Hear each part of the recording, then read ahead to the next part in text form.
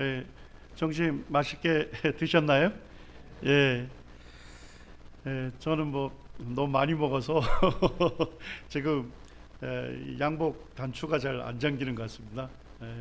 하여튼 호흡 조절 잘하면서 하나님의 은혜로 이렇게 말씀이 증거되기를 원합니다. 어떤 분이 그 역사를 우리가 영어로 뭐라고 합니까? 히스토리라고 하죠. 그래서 히스토리라고 하는 이 단어가 아마도 히즈 스토리에서 온 것이 아니냐.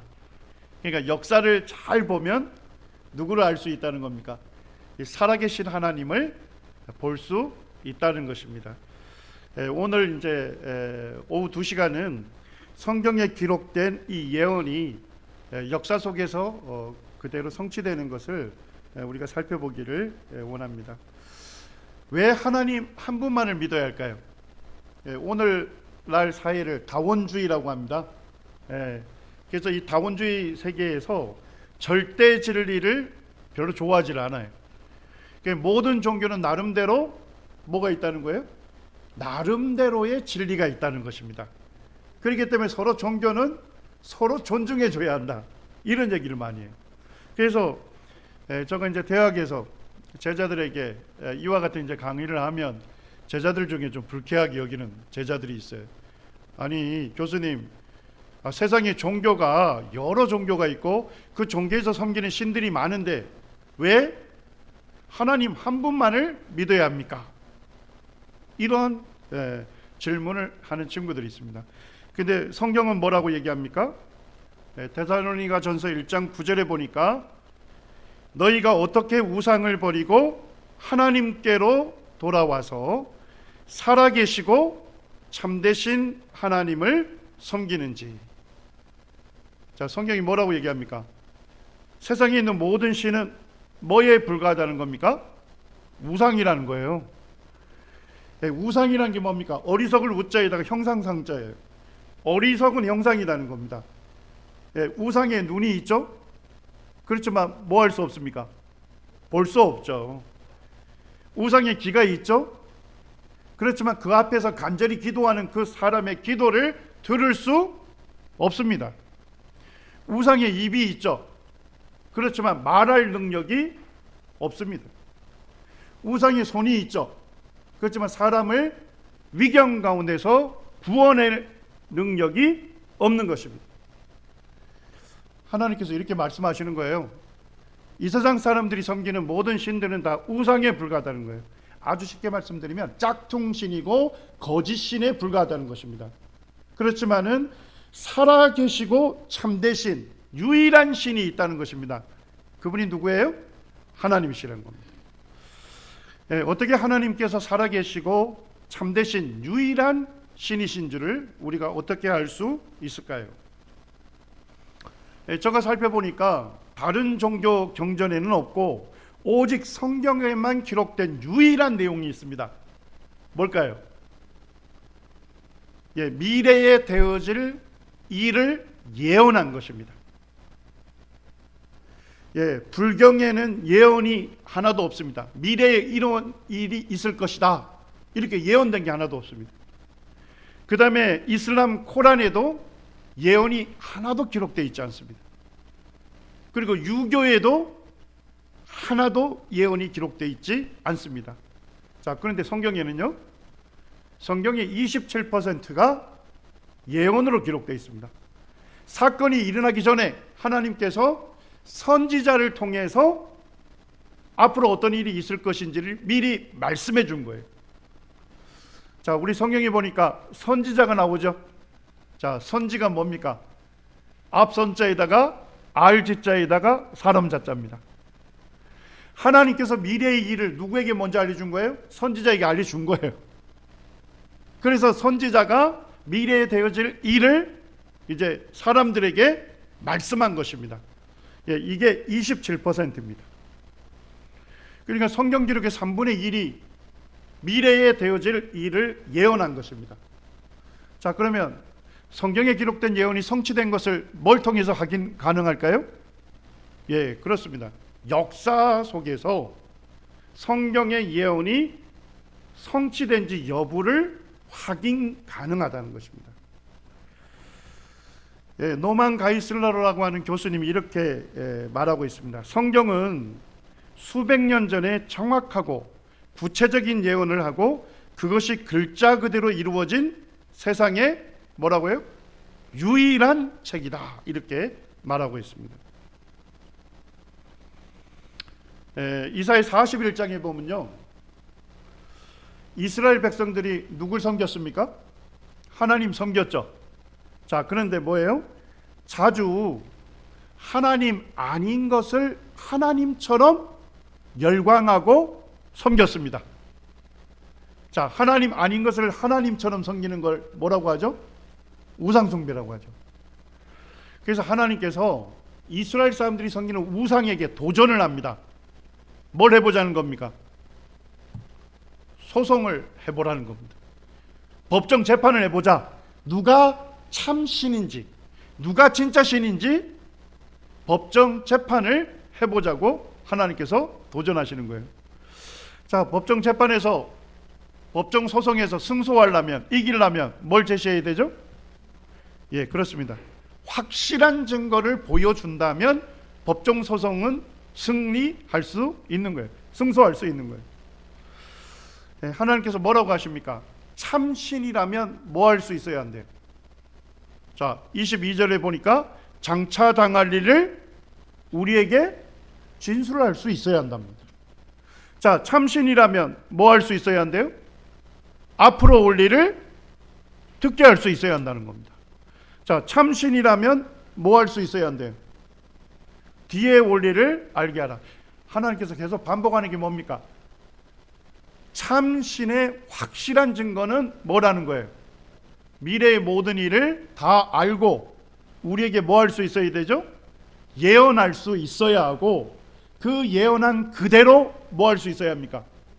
그대로 이룰 수 있는 그 신만이 참신이란 겁니다.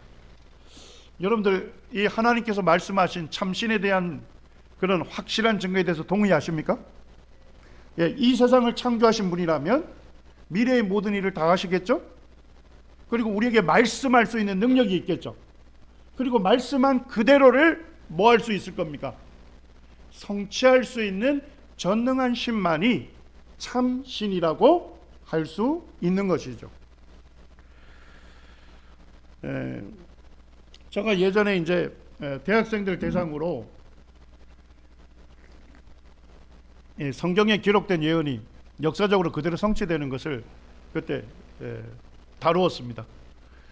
제자 중에 한 명이 질의응답 시간에 저기 손 들고 이렇게 얘기합니다. 교수님, 성경이 좀 달라 보입니다. 그러더라고요. 왜 달라 보이냐 하니까, 성경에 기록된 예언이 역사적으로 그대로 성취되는 걸 보면서 하나님은 살아계신 분 같아, 이러더라고요. 그런데 제가 의문이 있습니다.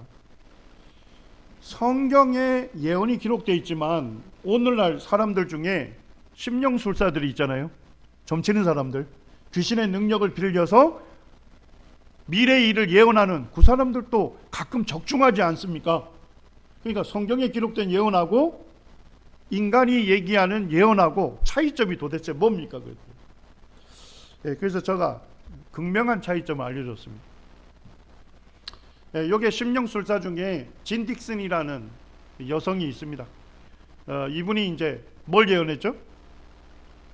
미국의 케네디가 대통령이 되고 집권 중에 죽게 될 것이다, 예언했습니다. 자, 이 예언 성취됐습니까? 성취됐잖아요. 이 예언 때문에 이 진 딕슨이라는 이 여성이 그냥 일약 스타가 됩니다. 자, 그런데 이게 우연히 일어날 가능성은 없을까요? 자, 케네디가 미국의 대통령이 될 것이다, 이렇게 예언했을 때가 언제냐면 케네디가 이미 미국 민주당 대통령 후보로 나와 있었어요. 자, 그러면 케네디가 대통령이 될 확률 우리도 몇 퍼센트 맞출 수 있죠? 미국에는 민주당 후보 아니면 공화당 후보 두 사람 중에 한 명이 되죠? 자, 그러니까 케네디가 대통령 후보가 될 것이다, 그냥 때려 맞춰도 어느 정도 확률이 있습니까? 예, 50% 확률이 있는 겁니다. 자, 그런데 집권 중에 죽게 될 것이다, 이거 맞추기가 쉽지 않겠죠? 근데 미국의 역사를 보면요, 미국의 역대 대통령 10명 중에 3명꼴로 집권 중에 사망했습니다. 그러니까 미국의 역사를 조금 보게 되면 우연히 맞출 가능성이 꽤 높다는 걸 알 수 있습니다. 자, 그러면 진 딕슨이 이 예언 한 가지만 했을까요? 이 사람 밥 먹고 하는 일이 뭡니까? 예언하는 거예요. 밥 먹고 하는 일이. 자, 몇 가지만 살펴보겠습니다. 3차 세계대전이 1954년에 발발할 것이다 예언했습니다. 자, 언제 발발했습니까? 요즘 다들 바쁘십니까? 3차 세계대전 언제 발발했습니까? 아직도 발발하지 않았잖아요. 두 번째는 뭘 예언했느냐? 케네디 대통령의 아내가 재클린 케네디입니다. 그가 절대 재혼하지 않을 것이다 예언했습니다. 근데 이 예언이 언제 틀렸다고 뽀롱이 났습니까? 그 다음 날 재클린 케네디가 전격적으로 재혼하면서 이 예언이 틀렸다 하는 것이 뽀롱이 난 것입니다. 베트남 전쟁이 1966년에 끝난다고 예언했습니다. 실제는 언제 끝났습니까? 75년에 끝났습니다. 자, 인간 예언자들이 하는 예언을 이해하시겠습니까? 우연히 맞출 가능성이 꽤 높은 것을 우연히 맞춰서 굉장히 주목받지만 그가 한 대부분의 모든 예언은 뭡니까? 틀린 예언입니다. 그래서 실제 학계에서 뭐라고 하냐면 하나의 예견이 들어맞았다고 요란하게 한호하지만 틀린 무수한 예견에 대해서는 언급하지 않는다. 이 효과를 무슨 효과라 할까요? 진 딕슨의 효과다 이렇게 얘기를 합니다. 인간 예언자 중에 가장 존경받고 추앙받는 그와 같은 여성도 실제 그의 예언의 대부분은 다 틀린 것입니다. 자, 그러면 성경 예언은 누가 하신 예언일까요? 하나님께서 하신 예언이면 몇 퍼센트 맞아야 되죠? 100% 다 맞아야 하는 겁니다. 성경에 기록된 예언은 면도날 위에 있는 것입니다. 자, 오늘 이 시간에 두 가지만 살펴보기로 합니다. 역사에 보면 두로가 등장합니다. 두로. 여기가 어느 나라인지 아시겠죠? 제가 말하는 거는 다 이 슬라이드에 있습니다. 이스라엘입니다. 자, 이스라엘 위에 보면 두로라고 하는 도시국가가 있습니다. 여기가 이제 페니키아 제국이었는데요. 페니키아 제국의 가장 강력한 도시국가가 두로였습니다. 오늘날 이제 티레라고 발음을 하는데요.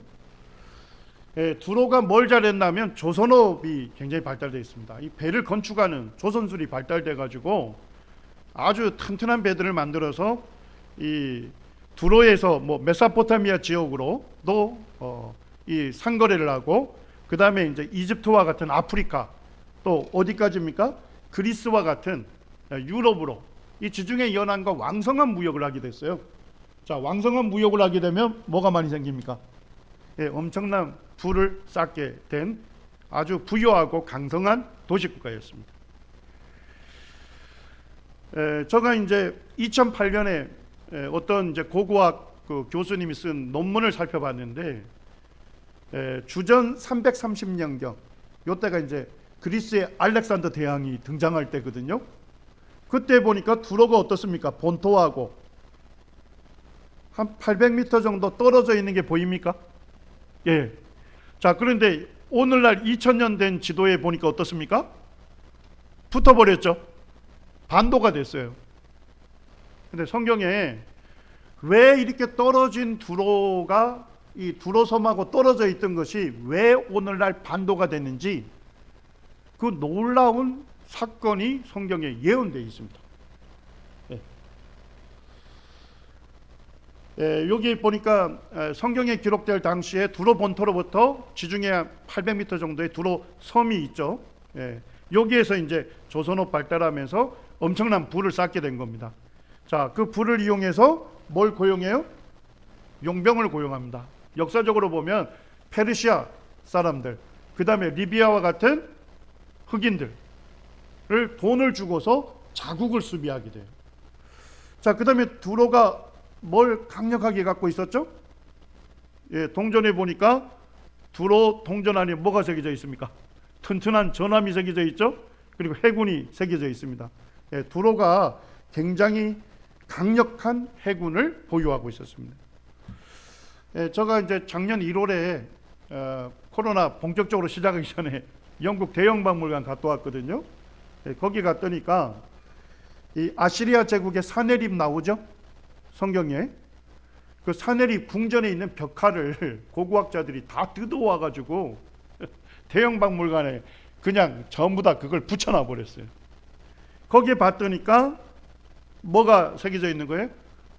주전 700년경에도 이미 두로는 굉장히 튼튼한 전함을 구축했다 하는 것이 거기에 나와 있는데, 이걸 기반으로 상상도를 보게 되면 그 오래전에도 두로의 조선술이 매우 발달했다 하는 걸 보여주고 있습니다.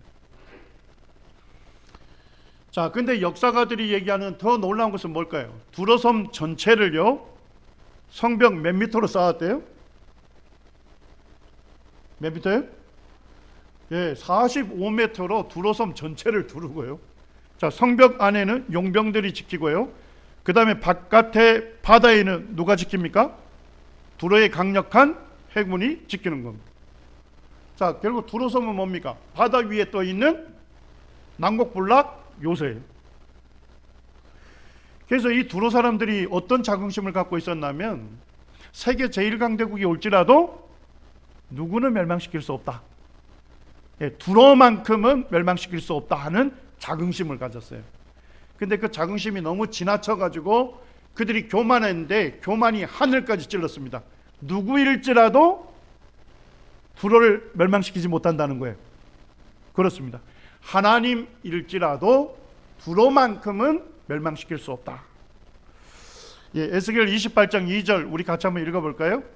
예, 하나님께서 두로 왕에게 이렇게 말씀하시는 겁니다. 자, 시작. 인자야, 너는 두로 왕에게 이르기를, 주 여호와께서 이같이 말씀하시되, 내 마음이 교만하여 말하기를, 나는 신이라.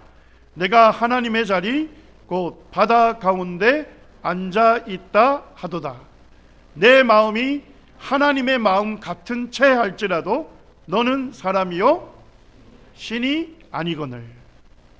자, 두로 사람들이 교만해서 뭐예요? 자기들이 지금 하나님의 자리에 있다 이렇게 된 거예요. 그러니까 바다 가운데 앉아 있다. 바다에 떠 있는 요새, 예, 하나님의 자리에 있기 때문에 자기들 스스로 뭐예요? 하나님 채인 겁니다. 그러니까 하나님조차도 두로를 멸망시킬 수 없다 하는 교만함을 보인 거예요. 그래서 하나님 뭐라 하십니까? 너는 뭐일 뿐이다. 너는 사람에 불과하고 뭐가 아니다. 신이 아니다. 이렇게 얘기합니다. 예, 여러분들 분명하게 아셔야 할 게, 하나님은요 겸손한 사람에게는 무엇을 주십니까? 예, 은혜를 베푸십니다. 그렇지만요 하나님께 대하여 교만한 사람은 하나님께서 어떻게 합니까? 그를 대적하십니다. 예, 하나님께서 이 교만한 두로를 멸망시키겠다고 하나님께서 예언을 하셨어요. 이게 에스겔 26장에 나와 있습니다. 오늘 이 예언이 무엇이고 이 예언이 역사 속에서 어떻게 성취됐는지를 살펴보기를 원합니다. 자, 3절을 한번 보시죠. 그러므로 주 여호와께서 이같이 말씀하셨느니라. 두로야, 내가 너를 뭐 하신답니까? 대적한다는 거예요. 교만한 두로를 하나님께서 대적하시겠다는 겁니다. 바다가 그 파도로 굽이치게 함같이 여러 민족들이 와서 너를 치게 하겠다. 사실은 하나님께서 예언하신 거지만 뭐 우리도 이렇게 얘기할 수 있겠죠. 여러 민족이 와서 너를 칠 거다. 예, 한국도 역사 이래 여러 민족의 침략을 받았죠. 예, 이것은 어떻게 보면 평범한 예언일 수 있어요. 근데 4절에 가면 아주 독특한 예언을 하십니다. 4절에 보니까 그들이 두로의 성벽을 무너뜨리고 그 망대를 헐 것이요. 자, 요건 이해가 되시죠? 아, 저기 쳐들어와서 성벽 무너뜨리고 망대 헐겠죠. 자, 그런데 하나님 뭐라 하십니까? 나도 티끌을 그 위에서 쓸어버려 뭐가 되게 하겠다? 맨바위가 되게 하겠다는 겁니다. 참 독특한 예언 아닙니까? 저기 와서 허물어뜨리는 건 이해가 돼요. 근데 하나님께서 그 티끌, 그 잔해를 전부 어떻게 하겠대요? 쓸어버려 가지고 두로를 맨바위처럼 만들겠다. 이렇게 예언하고 계신 거예요. 자, 5절에도 하나님 뭘 하십니까? 바다 가운데 금을 치는 곳이 되게 하리니 내가 말하였습니다. 자, 이 예언을 지금 받고 있는 두로는 어떤 나라였어요? 굉장히 강성하고 부유한 국가였죠. 근데 하나님 뭘 하십니까? 바다 가운데 그물이나 치는 뭐가 될 것이다? 한가한 어촌으로 전락시키겠다. 이렇게 하나님 말씀하시는 거예요. 자, 7절에 보니까 바벨론 제국에 누구로 하여금 두로를 치겠대요. 예, 느부갓네살 왕.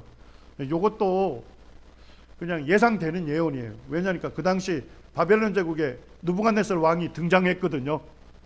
자, 고대인은 뭐예요? 강성한 왕이 등장하면 뭘 하게 되죠? 정복 전쟁을 나서는 거예요.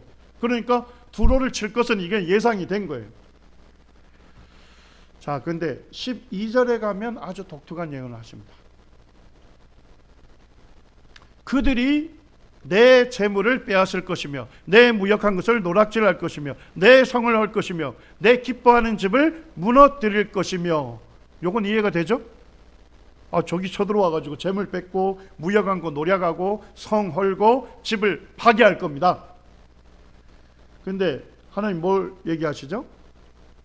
그들이 내 돌들과 내 제목과 내 흙을 다 어디 가운데 던진대요? 물 가운데 던질 것이라. 참 이거 독특한 예언이죠. 저기 쳐들어와서 그 도시를 완전히 짓밟고 파괴하는 건 이해가 돼요.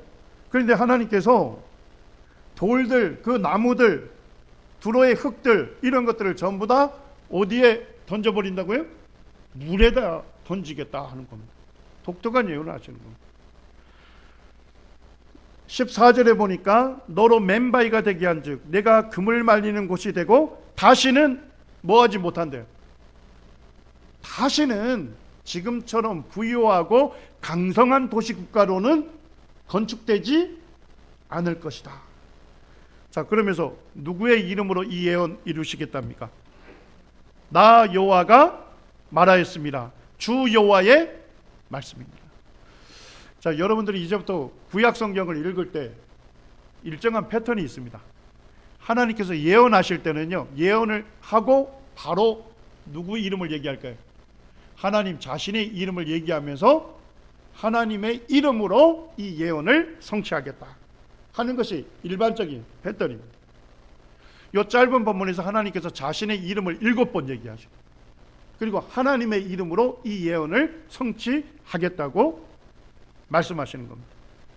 자, 이 예언 내용 이해되셨나요? 예, 여러 민족이 두로를 칠 것이다. 느부갓네살 왕이 두로를 칠 것이다. 잔해를 그 위에 쓸어 맨바위가 되게 할 것이다. 도시의 돌과 목재와 흙이 물속에 던져질 것이다. 도시가 다시 건축되지 못할 것이다. 한가한 어촌으로 전락할 것이다. 맞습니까? 자, 하나님께서 구체적으로 몇 가지 예언했습니까? 6가지를 예언했습니다. 하나님께서 예언하셨으면 몇 가지가 성취되어야 할까요? 그렇죠. 6가지 전체가 다 성취되어야 할 겁니다. 자, 이 예언의 성취 여부는 뭘 보면 우리가 확인 가능하죠?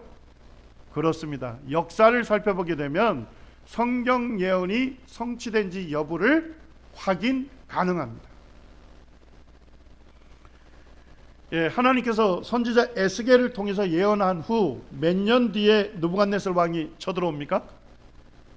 예, 4년 뒤에 쳐들어와요. 그런데 당시에 제1강대국이 바벨론 제국이었거든요. 그리고 가장 강성한 왕이 누구예요? 느부갓네살 왕이에요. 근데 두로 본토를 포위해서 두로 본토를 정복하는데 몇 년이 걸렸습니까? 이해가 되시나요? 두로가 얼마나 강성하고 부유한 도시국가였는지. 제1강대국이 13년을 포위해서 두로 본토를 정복해요. 자, 정복 찰나에 두로 사람들이 어디로 도망갔을까요? 예, 배를 타고 전부 다 두로 섬으로 도망을 간 거예요. 자, 그러니까 느부갓네살 왕이 두로 섬을 보니 어때요? 성벽이 45m로 둘러싸여 있죠? 성 안에는 용병이 지키죠. 지중해 바다에는요 두로의 강성한 해군이 지키고 있죠. 13년 동안 이거 질질 끌었던 전쟁이죠. 예, 그래서 결국은 번아웃 돼가지고 완전히 지쳐가지고 포기하고 돌아갑니다. 자, 그러면 6가지 예언 중에 몇 가지 성취됐습니까? 바벨론의 느부갓네살 왕으로 하여금 두로를 칠 것이다. 요 한 가지만 성취됐죠? 나머지 5가지는요 불발된 것처럼 보여요. 예, 그런데 주전 332년에 그리스 제국의 알렉산더가 등장합니다. 예, 구약 성경 제일 마지막 권이 뭐죠? 말라기죠. 예, 말라기는 주전 400년에 다 맞춰졌거든요. 그러니까 구약 성경 기록이 완전히 끝난 다음에 예, 그리스 제국의 알렉산더가 그리스로 넘어와서 지금 페르시아 제국을 쳐들어온 거예요. 그때 이제 그라니코스 강에서 알렉산더가 승리합니다. 그 다음에 이수스 지역에서 대승을 합니다. 근데 이때 페르시아 제국의 마지막 왕인 다리우스 3세가 얼마나 놀랐는지 자기 아내 왕비도 놔두고 자기 자식들 왕자들도 놔두고 자기 어머니까지 놔두고 혼자 준행난을 나갑니다. 예, 그런데 알렉산더는 다리우스 3세를 쫓지 않고 이집트를 정복하려고 합니다. 자, 이집트를 정복하려면 여기 페니키아 제국의 도시 국가들이 있겠죠. 전부 다 굴복하는데 누구만 굴복하지 않아요? 두로만. 두로 사람들은 애초에 두로 본토 포기하고 두로 섬으로 이주한 거예요. 그리고 알렉산더와 싸우겠다 하는 거예요. 그래서 알렉산더가 그냥 놔두고 이집트를 칠 생각도 있었어요. 근데 4년간 회의를 했는데 뭔 얘기 나오냐? 두로 사람들이 보급로 차돈해서 오히려 전쟁이 위험할 수 있다. 결국 뭐 해야 한다는 겁니까? 두로 섬을 정복을 해야 한다. 예, 역사를 읽어보시기 바랍니다. 두로 섬이 정복됐습니다. 자, 어떻게 정복됐을까요? 예, 두로 본토를 완전히 짓밟아 버리고 그 잔해를 어떻게 한 거예요? 지중해에다가 부었습니다. 그래서 너비 60m의 뚝기를 건설합니다. 그리고 두로섬을 7개월간 포위하고 두로섬을 정복하게 됩니다. 에스겔 26장 12절에 하나님께서 뭐라고 예언하셨죠? 내 돌들과 두로의 제목과 두로의 흙을 다 물 가운데 던져 넣을 것이다. 그 예언된 문자 그대로 두로의 본토를 잔해를 전부 지중해에다 쏟아 부어서 뚝기를 건설했고 두로섬을 정복하게 된 것입니다. 여러분들이 집에 가서 브리테니카 백과사전 이런 거 한번 뒤져보시기 바랍니다. 거기에 아주 자세하게 나와 있어요. 여기 보니까 두로가 바벨론의 느부갓네살 왕의 오랜 포위 공격을 이겨내는데 성공했다 이렇게 되어 있습니다.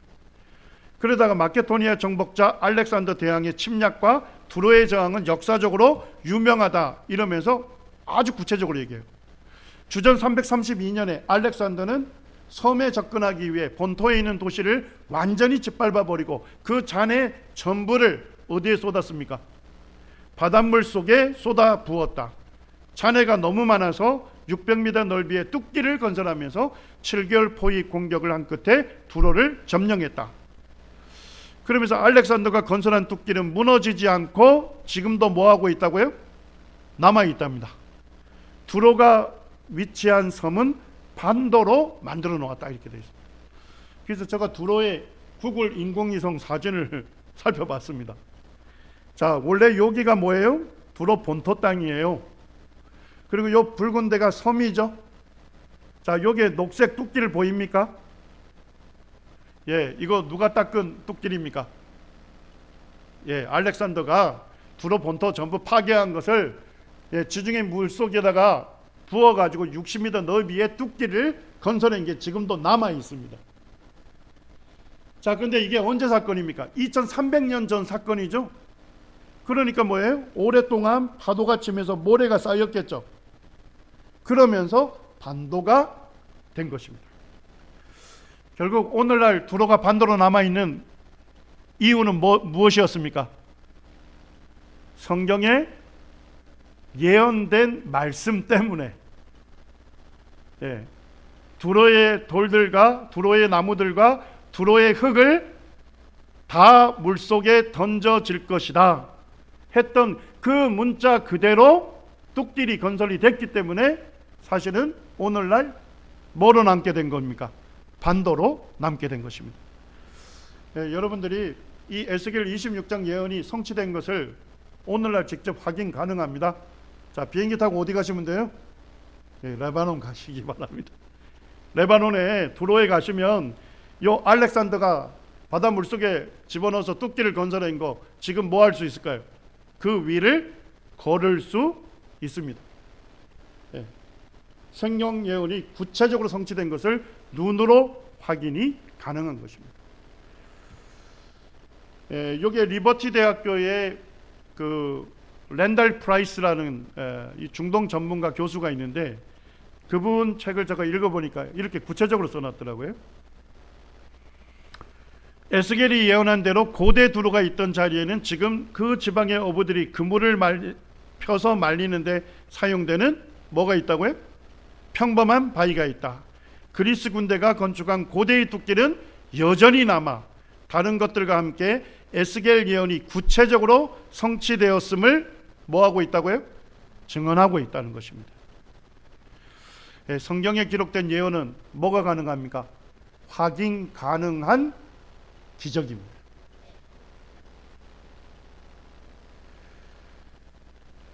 자, 제가 이제 쭉 여러 가지 자료들을 제가 이제 살피다 보니까 이 성경 말씀을 비평하는 분들이 있어요. 공격하는 분들, 못 믿겠다고.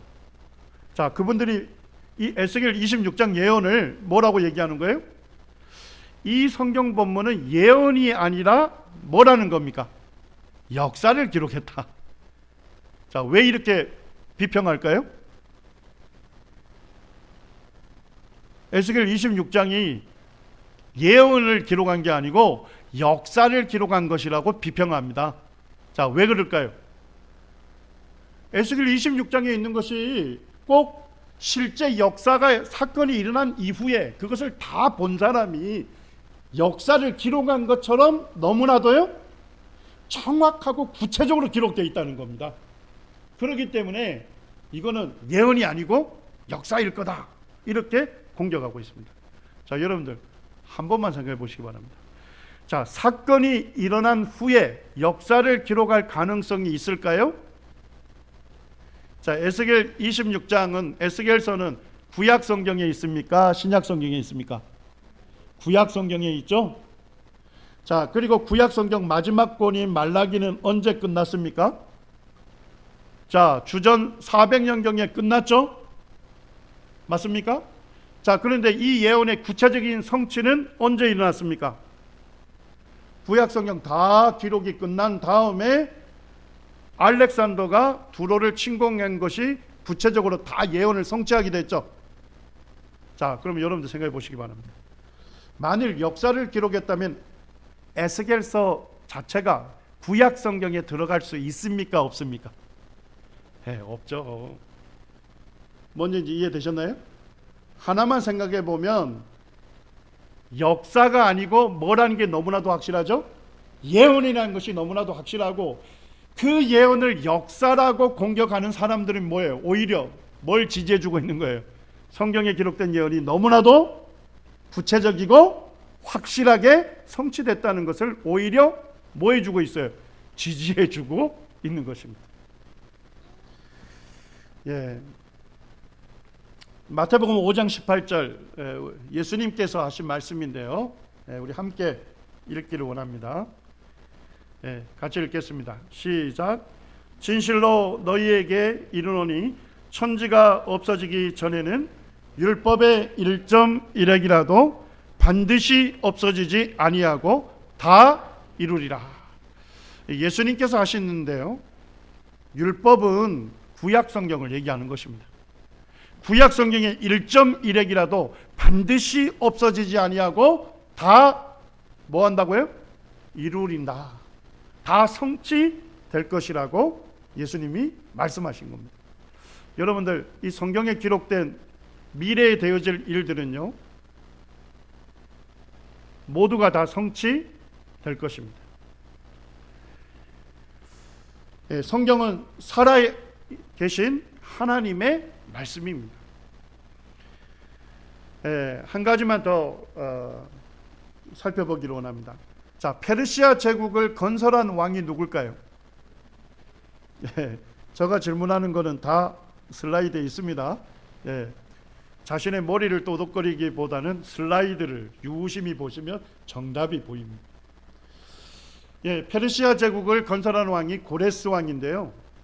예, 뭐 영어로는 사이러스라고도 해요.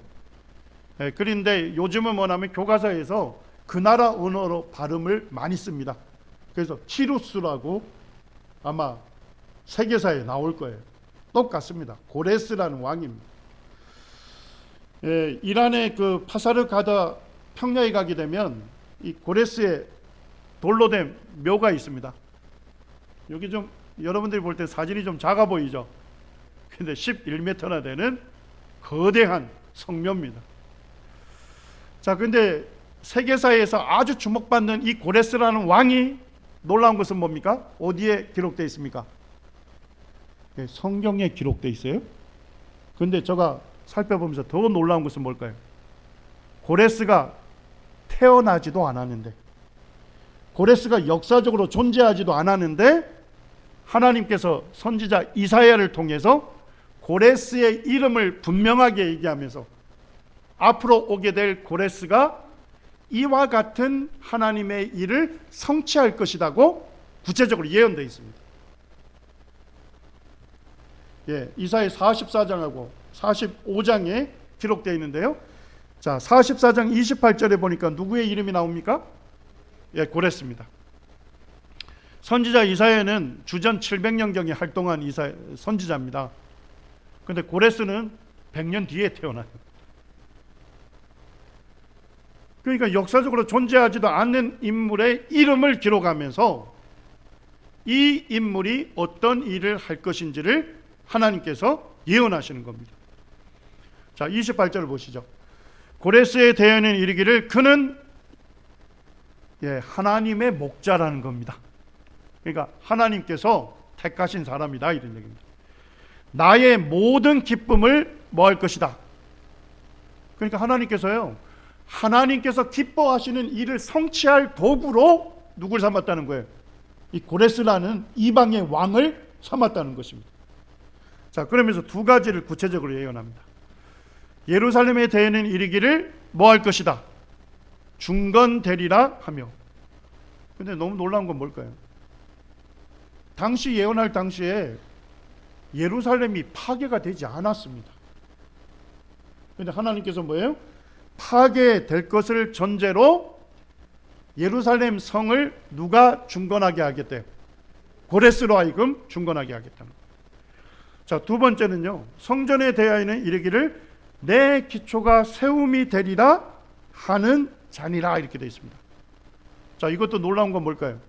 성전이 파괴도 안 됐는데 파괴될 것을 전제로 고레스라는 인물이 성전에 뭐를요? 기초를 세우는데 쓰임을 받을 것이다. 아주 구체적으로 얘기합니다. 하나님의 성전에 기초를 놓는데, 그 세우는데 하나님께서 고레스라는 인물을 사용하시겠다는 겁니다. 그런데 27절에도 좀 알지 못한 예언들이 나와 있습니다. 고레스와 관련돼서 얘기하면서 뭐라고 합니까? 기품에 대하여는 이르기를 마르라, 내 강물을 마르게 할 것이다, 이렇게 예언해 놨습니다. 자, 45장에 한번 보시죠. 자, 1절에 보니까 여호와께서 그의 기름 부음을 받은 누구라고요? 자, 하나님께서 고레스에게 기름을 부으셨다는 거예요. 뭔 얘기예요?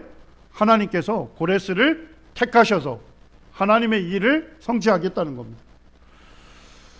자, 그런데 1절에 보니까 독특한 예언을 하십니다.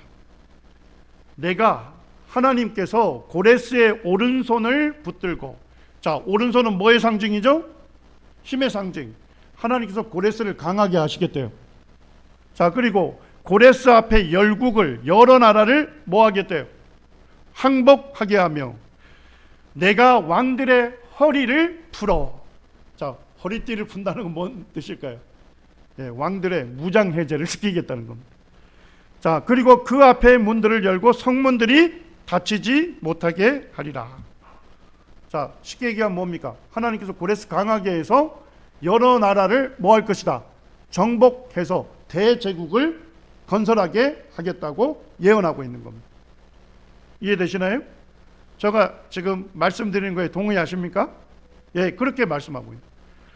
자, 3절에 보니까 또 독특한 얘기를 합니다. 내가 흑암 중에 있는 보화와 은밀한 곳에 숨은 재물을 주겠다. 하나님께서요, 보화와 재물을 누구에게 주겠대요? 고레스에게 줘서 고레스를 부유하게 하겠다는 겁니다. 예, 5절에 하나님이 이렇게 말씀하십니다. 나는 여호와라, 나 외에 다른 이가 없나니 나밖에 신이 없느니라. 너는 나를 뭐할지라도 알지 못하였을지라도. 예, 고레스는 이방인이죠. 이방의 왕이잖아요. 예, 그래서 하나님을 몰랐어요. 여호와 하나님. 그런데 하나님 뭘 하십니까? 너는 나를 알지 못하였을지라도 나는 내 띠를 동일 것이다. 뭐예요? 허리띠를 띈다는 것, 정복전쟁에 나서게 하겠다는 것입니다. 예, 그리고 13절에서 뭘 얘기하기를 합니까? 사로잡힌 내 백성. 자, 하나님의 백성이면 어느 민족이죠? 예, 이스라엘, 유대 민족을 값이나 갚음이 없이 놓으리라. 뭔 얘기예요? 아무런 대가 없이 그들을 풀어주게 하겠다는 것입니다. 자, 이 예언의 예언 이해되십니까? 예. 이 예언을 마치면서 하나님께서 또 하나님 자신의 이름을 거기다 사인하시죠. 만군의 여호와의 말이니라 하셨느니라. 자, 이 예언 내용, 대제국을 이루게 할 것이다. 예루살렘을 중건할 것이다. 성전의 기초를 세우게 할 것이다. 대가 없이 포로를 석방할 것이다. 보화와 재물을 줄 것이다. 강물을 마르게 할 것이다. 자, 몇 가지 구체적인 예언입니까? 6가지 구체적인 예언을 누굴 통해서 성취하겠대요? 그렇습니다. 고레스를 통해서 성취하겠다는 것입니다. 자, 이 예언 성취됐을까요? 예, 이 예언 후에 주전 586년에 바벨론 제국의 느부갓네살 왕이 와서 예루살렘과 성전을 완전히 파괴합니다. 그리고 거기에 있는 유대의 민족 사람들을 전부 다 바벨론의 포로로 끌고 가요. 그래서 역사에서는 바벨론에 끌려온 유다 나라 사람들을 뭐라 부르기 시작했을까요? 예, 최초로 유대인이라고 부르기 시작했습니다. 자, 원래 페르시아는 이게 페르시아만에 있는 아주 작은 왕국이었어요. 자, 근데 요 노란색으로 되어 있는 게 메데 왕국입니다. 그래서 이 메데 왕국이 항상 페르시아 왕국을 식민 지배를 했어요. 예, 그래서 원래 고레스의 어머니도 메데 왕국의 공주예요. 그러니까 메데 왕국의 왕이 뭐예요? 자기 딸을 거기 페르시아 왕하고 결혼을 시키는 거예요. 결혼 동맹을 시켜가지고 효과적으로 식민 지배를 했던 겁니다. 예, 그런데 이것이 고레스가 왕이 되면서 완전히 바뀌어버립니다. 고레스가 왕이 되고 9년 만에 자기 외할아버지의 나라 메데 왕국을 정복해버립니다. 자, 그 다음에 4년 뒤에 여기 리디아 왕국을 정복합니다. 예, 리디아 왕국의 마지막 왕이 누구였냐면요, 저를 따라해 보시죠. 크에로수스. 예, 우리나라에서는 돈 제일 많은 사람 누구를 비유하죠? 예, 이병철 회장님을 얘기하는데, 고대 세계에서는요 제일 부자를 누굴 얘기하느냐? 크에로수스만큼 부자다, 이런 말을 씁니다. 자, 왜냐니까 리디아 왕국이 여러분들이 한번 검색을 해보시기 바랍니다. 리디아 왕국은요 고대 제1금 생산국입니다. 금을 너무 많이 생산해서 금으로 뭘 만들어요? 동전을 만든 겁니다. 그래서 금동전, 금알을 최초로 만든 나라가 리디아 왕국이에요. 자, 그런데 마지막 왕이 크에르수스잖아요. 고레스가 리디아 왕국을 정복합니다. 자, 그러면 크에르수스에 있었던 모든 금은보화가 누구에게로 들어가요? 그렇습니다. 고레스에게 들어감으로써 아까 그 예언을 성취하게 되죠. 하나님께서 보화와 숨은 재물을 너에게 줄 것이다. 예, 그 예언을 성취하게 됩니다. 예, 그 다음에 이제 바벨론 제국을 정복하게 됩니다. 자, 그럼으로써 고레스가 뭘 건설하게 되죠? 페르시아 대제국을 건설하게 된 것입니다. 예, 그런데 놀라운 것이 발견이 됐어요. 예, 제가 요번에 대형 박물관 다녀왔다 했지 않습니까? 작년 1월에. 예, 제가 이제 나가는데 우리나라 저 인천공항에선 사람들이 막 마스크 쓰고 거의 전쟁이 일어난 것처럼 막 가는데, 저도 이제 마스크 쓰고 비행기 타고 영국 런던에 딱 갔더니까 지하철을 탔는데 마스크 쓴 사람이 저밖에 없는 거예요. 예, 어느 누구도 마스크 쓰고 있지 않는 거예요. 그래서 제가 슬그머니 마스크를 집어넣었습니다. 예, 그리고 이제 대형 박물관 일주일 제가 쭉 해서 공부를 쭉 하면서 사진 촬영을 전부 다 했습니다. 거기 갔더니까 거기에 있는 그 연구관이 뭐라고 하냐면, 대형 박물관에 진귀한 유물들이 많지만 가장 유명한 것 중에 하나가 고레스 원통 비문이다, 이렇게. 예, 이게 고레스 왕이 내린 조서를 거기다 새겨 놓은 거예요. 자, 에스라 1장에 1절에 뭐라고 합니까? 바사 왕 고레스, 이 페르시아 왕 고레스가 뭘 내리죠? 조서를 내리죠. 자, 조서의 내용이 뭡니까? 유다 예루살렘의 성전을 건축하라. 그런데 고레스 원통 비문에 보니까 뭐라고 기록되어 있습니까? 메데와 페르시 왕 고레스의 법령이다. 바벨론의 포로를 석방하고 그들의 성전 재건을 지원하라. 그러니까 이 고레스라는 왕이요, 유대인들을 다시 자기 나라로 귀환시켰을 뿐만 아니라 아무런 대가도 안 받았을 뿐만 아니라 뭐까지 지원했다고요? 성전을 재건하는데 재정까지 지원했다니까요. 그러니까 이 비문이 왜 유명한 것이냐, 이해가 되시죠? 이 에스라 1장 말씀이 역사적 사실이라는 것을 증명해 주고 있죠. 자, 두 번째는 뭘 증명해 주죠? 아까 선지자 이사야를 통해서 하나님 뭐라고 예언하셨습니까? 고레스를 통해서 성전의 기초를 세우는 일을 하겠다, 이렇게 했죠. 자, 결국은 뭐예요? 유대인들이 고레스 조서에 의해서 이스라엘 돌아왔을 거 아닙니까? 예루살렘에 와서 제일 처음에 한 게 뭘까요? 그렇습니다. 성전의 기초를 놓음으로써 구체적으로 이 예언을 문자 그대로 성취하게 된 거예요. 그 성경의 예언이 성취됐다는 걸 증명해주는 역사적 유물이라는 것입니다. 이런 두 가지 면에서 이 유물이 대형 박물관에서 가장 유명한 유물 중에 하나라고 밝히고 있더라고요.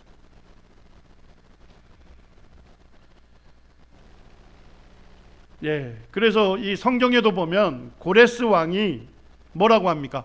하나님의 성전을 제자리에 건축하라 하매 그들이 이르러 예루살렘 하나님의 성전 지대를 뭐 했다고요?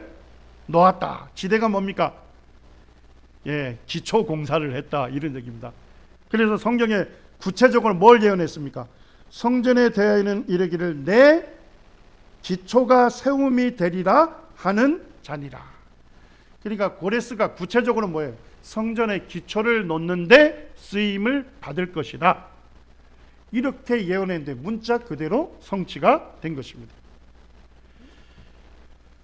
예, 선지자 이사야는 주전 700년경에 예언했습니다만, 예, 주전 539년에 고레스 왕이 조서를 내림으로써 이 예언이 역사적으로 그대로 성취된 것입니다. 여러분들 확인해 보시기 바랍니다. 그 다음에 이 6가지 중에 마지막 한 가지입니다. 이제 5가지가 다 성취됐는데, 페르시아의 고레스가 대군을 이끌고 바벨론 정복하러 가거든요. 그런데 바벨론 성이 난곡불락 요새였습니다. 일단은 성벽이 3중 성벽이에요. 하나 부수고 들어가도 또 있는 거예요. 하나 부수고 들어가도 또 내성까지 있는 거예요. 그 다음에 성벽의 높이가 45m에서 50m를 합니다.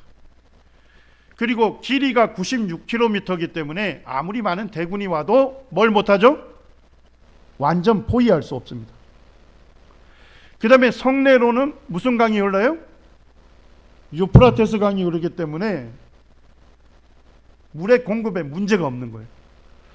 그리고 헤로도토스라고 하는 역사가가 쓴 책에 보니까 당시 정복될 때 그 바벨론 성 안에 있는 사람들이 몇 년치 먹을 식량이 보유되어 있었답니까? 그렇습니다. 20년치나 보유되어 있었는데 이 성이 정복된 겁니다. 자, 어떻게 정복됐을까요?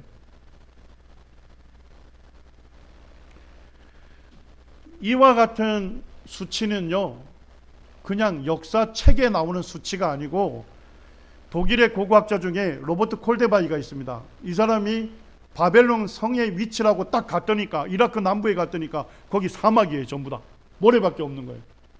그런데도 이분이 이라크 사람들을 돈을 주고서 인부들로 모래를 파헤치기 시작했어요. 자, 그러니까 뭐예요? 20m를 파헤치니까 이런 게 드러나고 있습니다. 자, 이게 뭔지 아시겠어요? 모래 속에 파묻혀 있는 바벨론 성벽이었습니다. 그래서 고고학자들이 어떻게 한 거예요? 줄자를 쟀더니까 45m, 두께가 23m. 어마어마한 난곡불락 요새라는 것을 직접 발견하게 된 거예요. 그런데 이 콜데바이라는 사람도 대단합니다. 이라크 남부에서 독일까지 기찻길을 이용해서 여기에 뜯었던 벽돌이 있죠?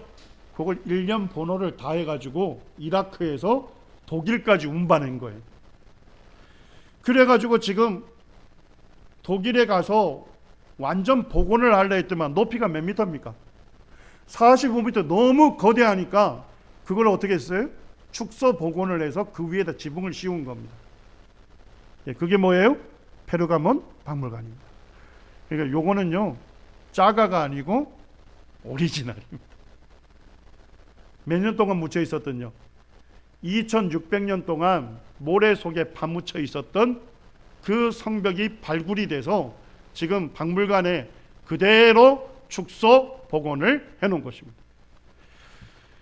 하여튼 뭐 이걸 보니까 색깔을 입히고 1400도라는 높은 온도로 구웠기 때문에요, 2600년이 지났는데도 그게 색깔 하나 안 바라는 거예요.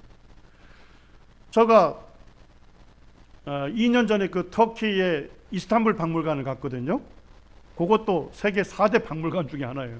거기 갔더니까 바벨론 성벽이 엄청 넓은 게 전시되어 있더라고요. 그래서 제가 의아했습니다. 어떻게 바벨론 성벽이 여기에 있는가? 그래서 한번 물어봤더니까 바벨론 성벽이 아까 96km라 했잖아요. 고고학적 발굴을 너무 많이 해가지고 콜데바이가 이거 다 잘라가지고 뭐예요? 유명한 박물관에다 다 기증을 한 거예요. 그래서 웬만큼 유명한 박물관에 가게 되면 바벨론 성벽이 그대로 전시되어 있습니다. 그것들은 전부 다 오리지널입니다. 자, 근데 이 난곡불락 바벨론 성이 어떻게 멸망됐을까요? 고레스가 아무리 봐도 저걸 뚫을 수가 없는 거예요. 그래서 전략 회의를 했는데 알고 봤더니까 유프라테스 강이 흐르는 수문 쪽이 가장 취약해요. 그래가지고 절반의 페르시아 군사들을 상류로 보냅니다. 그리고 유프라테스 강의 지류를 어떻게 했을까요? 옆으로 틉니다. 자, 그러니까 성내로 흐르던 유프라테스 강물이 어떻게 됐을까요? 점차 줄어들게 됐겠죠. 그 다음에 수문에 대기하고 있던 페르시아 병사들이 그대로 수문을 통과해서 바벨론을 그냥 쉽게 정복해 버립니다. 자, 성경에 뭐라고 예언되어 있습니까? 고레스 얘기하면서 자 27절만 같이 읽겠습니다. 시작. 기품에 대하는 이르기를 마르라 내 강물을 마르게 하리라 하는 말씀 그대로를 이룬 것입니다. 헤로도토스가 쓴 페르시아 전쟁사를 읽어보니까 우리말로도 번역되어 있습니다. 확인해 보시기 바랍니다. 거기 이렇게 얘기합니다. 바벨론을 점령하기 위해 고레스는 10월 12일 도시를 간통에 흐르고 있는 유프라테스 강물을 우회시킴으로써 강 지류가 말라버렸다. 페르시아 군대가 바벨론에 쉽게 접근할 수 있는 침입로가 생겨났다. 고레스는 주전 539년 10월 29일 이 도시에 입성하였다. 여러분들 성경에 기록된 예언은 문자 그대로 성취가 되는 것입니다. 예, 우리 베드로후서 1장 20절 21절 읽으시고 10분 휴식하고 말씀 1시간 더 진행하겠습니다. 같이 읽겠습니다. 시작. 먼저 알 것은 성경의 모든 예언은 사사로이 풀 것이 아니니 예언은 언제든지 사람의 뜻으로 낸 것이 아니요 오직 성령의 감동하심을 입은 사람들이 하나님께 받아 말한 것입니다. 예, 성경의 모든 예언은 누가 하신 예언입니까? 예, 하나님께서 하신 예언입니다. 이 성경은요 살아계신 하나님의 말씀입니다. 기록된 그대로 성취되는 유일한 책입니다. 살아계신 하나님, 그 하나님을 믿으시기를 바랍니다. 예, 잠깐 기도하시고 10분 휴식하겠습니다. 천지 만물을 지으신 크고 위대하신 하나님, 지금도 살아계셔서 친히 천지의 주제로서 이 세상 역사를 주관하시며 하나님의 살아계심을 저희들 눈앞에 볼 수 있도록 나타내시는 그 하나님을 생각하며 이 시간 감사를 드립니다. 이 성경의 기록이 살아계신 하나님의 말씀인 것을 우리가 분명하게 알 수 있는 확실한 증거들을 저희들에게 보여주셔서 이 성경에 기록된 그 말씀 그대로를 믿을 수 있도록 저희들을 인도해 주심에 감사를 드립니다. 아버지 하나님, 계속적으로 전해지는 하나님 말씀 가운데 또 듣고 있는 사랑하는 분들의 심령 가운데 역사해 주셔서 마음을 열게 하시고 이 진리의 말씀을 믿을 수 있도록 도우시기를 원합니다. 아버지 하나님 감사합니다. 존귀하신 주 예수님의 이름으로 기도드립니다. 아멘. 예, 지금 4시 2분이네요. 4시 10분에 이렇게 모이시면 되겠습니다.